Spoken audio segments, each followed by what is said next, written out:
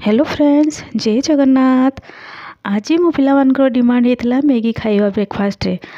Maggi तो मु बनैबा पे टिके समय नब मु कौन कली तांको टिके अन्य एक्टिविटी टिके एनगेज करेदेली से दी जन को मु कलरिंग करवा टास्क देकी आसली। एपटे मु पळे आसली किचन रे मु मैगीटा को मु सिझाई देइतिली। सिझी सारा पर ताको मु गोटे प्लेट रे बाहर कर देछि। एबे कौन कली कढ़ईटा बसई देछि। कढ़ईटा गरम हो गलानी।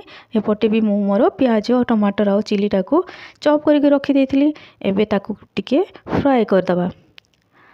टमाटर सहित प्याज और चिली को फ्राए करने टिके समय दरकार पड़े कहीं टमाटर टिके सिझापी टाइम निए। ताकू से भल से मत चलैवा को पड़ुछि भल फ्राए करने। देखो मो टमाटर और प्याज टिके टिके भाजी हो आसलानी, फ्राए हो आसलानी। एबे मु कौन करी से जो मैगी रो मसला थाए ताकू मु एथिरे ऐड करी। मैगी मसला को फ्रेंड माने बेसी फ्राए करेनि नहले तार टेस्टटा टिके पड़े जाए। एबे मैगी मसला फ्राए हो गला परे मु जो बॉयल करथि रखी मैगीटा को ताकू मु एबे सेथिरे मिक्स कर देली। एबे एई मसला सहित मैगीटा को भल से गोळेई दबा आ टिके समय एमितिया फ्राए करवा। एमितिया कले कौन हुए ना फ्रेंड्स, जो मैगी रो जो व्हाइट भागटा जो मैंने मु सिझे देती ताकू मु बाहर करदेला पर मैगी रो स्वादटा टेस्टटा बहुत बढ़िया हो जाए। ये भाया कले मो पिला माने कौन बड़ मैंने भी ये जिनस को बहुत भल पाइबे। एमितिया जदि आपण मैंने करेंगे तो थोड़े ट्राए करंतु घरे आ कमेंट करके कहतु। एबे देखंतु मो मैगी रेसिपी रेडी हो गला। मो हजबैंड भी मो किचन को पड़े आसिले तो तांको पई आगो मो प्लेट रे प्रथमे सर्व कर दोछि। ताहले गर्मा गरम टेम्पटिंग मैगी बिल्कुल रेडी हो गला। आपण मो ब्लॉग को पसंद करते तो please like share. Hello friends, जय जगन्नाथ।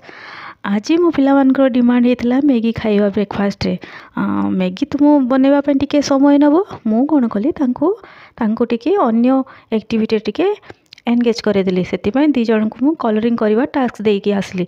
एपटे मु पळे आसली किचन रे मु मैगीटा को मु सिझाई देइतिली। सिझी सारा पर ताको मु गोटे प्लेट रे बाहर कर देछि। एबे कौन कली कढ़ईटा बसई देछि। कढ़ईटा गरम हो गलानी।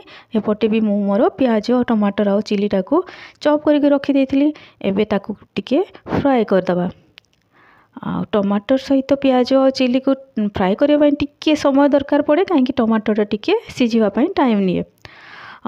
ताकू से भल से मत चलैवा को पड़ुछि भल फ्राए करने। देखो मो टमाटर और प्याज टिके टिके भाजी हो आसलानी, फ्राए हो आसलानी।